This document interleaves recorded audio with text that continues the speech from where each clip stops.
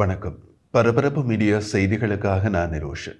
கிரீன்லாந்தின் தலைநகரில் உள்ள வாக்களிப்பு நிலையம் செவ்வாய்க்கிழமை நாடாளுமன்ற தேர்தலுக்கான வாக்களிப்பு முடிந்து மூடப்பட்ட போது தேர்தல் முடிவுகள் எப்படி இருக்குமோ என்ற ஆர்வம் வழமைக்கு மாறாக பல மடங்கு அதிகமாக காணப்பட்டது.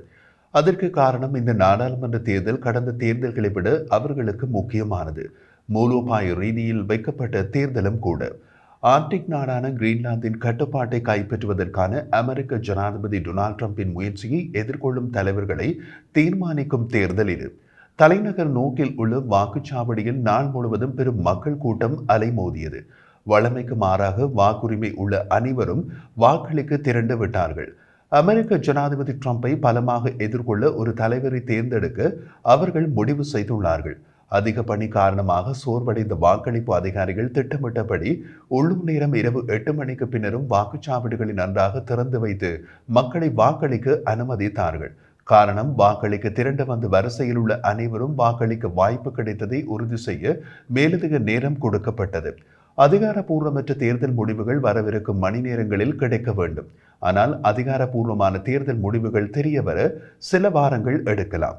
காரணம், காகித வாக்குச்சீட்டுகள் பல சிறிய தீவுகளில் இருந்து படகு, விமானம் மற்றும் ஹெலிகாப்டர் மூலம் தொலைதூர குடியிருப்புகளில் இருந்து தலைநகருக்கு செல்ல வேண்டும். தீவின் 2.16 மில்லியன் சதுர கிலோமீட்டர் முழுவதும் நகரங்களை இணைக்கும் சாலைகள் இல்லை என்பதே இதற்கு காரணம்.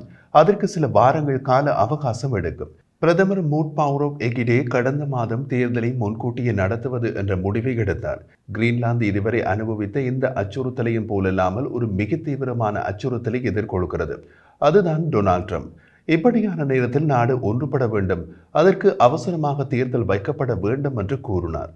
டென்மார்க்கின் சுய ஆளும் பகுதியான கிரீன்லாந்து வடக்கு அட்லாண்டிக் மூலோபாய வான் மற்றும் கடல் வழிகளை கடந்து செல்லும் பகுதியில் அமைந்திருக்கிறது. அத்துடன் கிரீன்லாந்து மொபைல் போன்கள் முதல் புதுப்பிக்கத்தக்க ஆற்றல் தொழில்நுட்பம் வரை அனைத்தையும் தயாரிக்க தேவையான அரிய பூமி கனிமங்களின் வளமான வாய்ப்புகளை வைத்திருக்கிறது. கிரீன்லாந்தை கட்டுப்படுத்துவதற்கான தனது விருப்பத்தை பற்றி ட்ரம்ப் வெளிப்படையாக கூறினார்.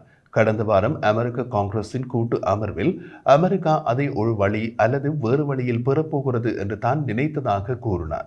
56,000 மக்கள் வசிக்கும் தீவு குறைந்தபட்சம் 2009ஆம் ஆண்டு முதல் டென்மார்க்கின் கட்டுப்பாட்டிலிருந்து விலகி சுதந்திரத்தை நோக்கி செல்லும் பாதையில் உள்ளது.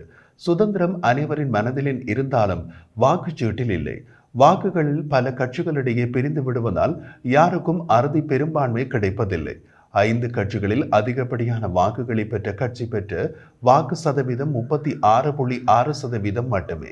இதை வைத்துக் கொண்டுதான் ட்ரம்ப் கிரீன்லாந்தை கட்டுப்படுத்துவதற்கான தனது விருப்பத்தை வெளியிட்டார். பலர் அதை தவறாக புரிந்து கொண்டு ட்ரம்ப் படையெடுத்து செல்ல போகிறார் என்று இஷ்டத்திற்கு அடித்து விட்டார்கள். அதனால் இம்முறை வாக்காளர்கள் சுதந்திரத்திற்கு பதிலாக 31 நாடாளுமன்ற உறுப்பினர்களை தேர்ந்தெடுப்பார்கள். அவர்கள் வரலாற்றில் ஒரு வரையறுக்கப்பட்ட தருணத்தில் தீவின் எதிர்காலத்தை வடிவமைப்பார்கள்.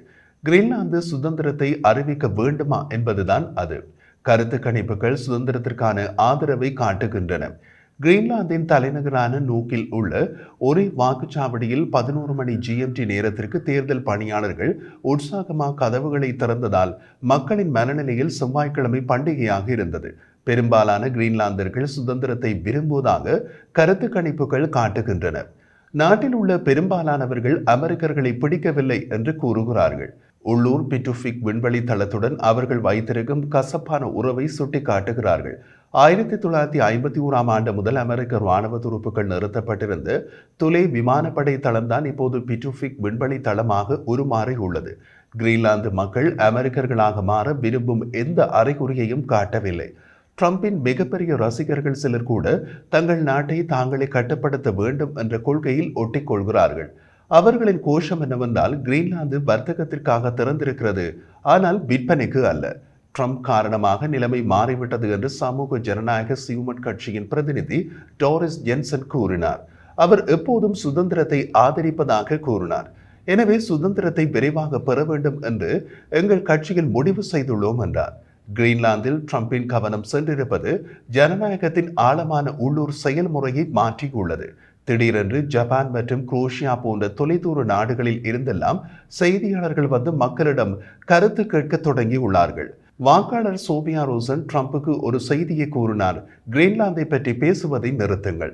அமெரிக்க ஜனாதிபதி டொனால்ட் ட்ரம்ப் 2019 கிரீன்லாந்தை வாங்க முதலில் பரிந்துரைத்த போது அது ஒரு நகைச்சுவை என்று நமது மக்கள் நினைத்து சிரித்தார்கள். இப்போது யாரும் சிரிக்கவில்லை.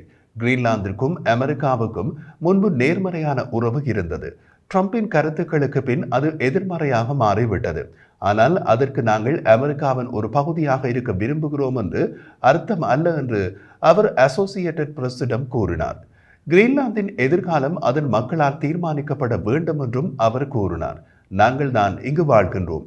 என்ன செய்வது என்று எங்களுக்கு தெரியும். அதை எங்களுக்கு ட்ரம்ப் சொல்லித்தர தேவையில்லை. நாங்கள் விற்பனைக்கு இல்லை. நாங்கள் அமெரிக்கர்கள் அல்ல. அமெரிக்கர்களாக இருக்க மாட்டோம். நாங்கள் டென்மார்க்காரர்களும் அல்ல. ஆனால் நாங்கள் டென்மார்க் சமூகத்தின் ஒரு பகுதி என்றார்.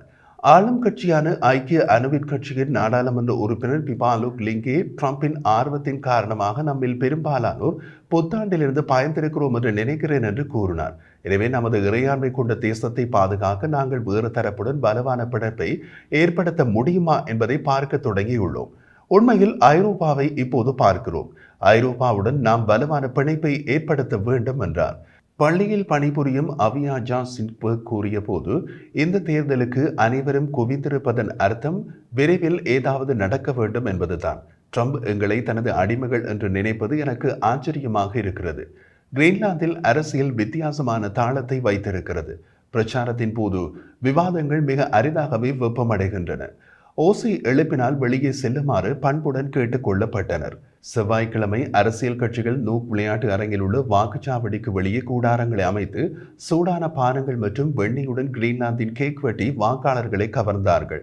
ட்ரம்பின் கூற்றுக்கு பின் கிரீன்லாந்து இப்போது உலகின் பெரிய அளவிலான கவனத்தை ஈர்த்துள்ளது. கிரீன்லாந்து மக்கள் தங்களிடம் இருப்பதை நன்கு அறிவார்கள். அரசாங்க வேலைகள் 40% வேலை வாய்ப்பை கொண்டு ஒரு பொருளாதாரத்தை பல்வகைப்படுத்த அரிய பூமி கனிமங்கள் உதவும் என்று அவர்கள் நம்புகிறார்கள். ஆண்டு முழுவதும் பனியால் மூடப்பட்டிருக்கும் தீவின் சுற்றுச்சூழலை பாதுகாக்க அரசாங்கம் கடுமையான விதிகளை விதித்துள்ளது. கடுமையான வளிமண்டல நிலைமைகள் தாது பிரித்தெடுத்தல் வர்த்தக ரீதியாக சாத்தியமாகுமா என்ற கேள்விகளை எழுப்புகிறது. தேர்தல் சாவடிகள் இருந்த மண்டபத்திற்கு செல்லும் பிரதான சாலையில் எஸ்யூவி வாகனங்களால் போக்குவரத்து நெரிசல் ஏற்பட்டது. முதியவர்கள் எஸ்யூவி வாகனங்களின் கரும்புகைகளுக்கு இடையே பனிக்கட்டி சாலைகளில் மிதந்தனர். ட்ரம்பால் நாடு மிகவும் ஆபத்தில் இருந்தது. அதனால் தான் மக்கள் திரண்டு வாக்களிக்க வந்தனர் என்று வீதியில் நடந்த ஒருவர் குறிப்பிட்டார். கிரீன்லாந்து சுதந்திரம் பெற்றால் அமெரிக்க ஃபிட்டுபிக் விண்வெளித்தளம் பெட்டியை கட்டிக்கொண்டு கிளம்ப வேண்டியிருக்கும்.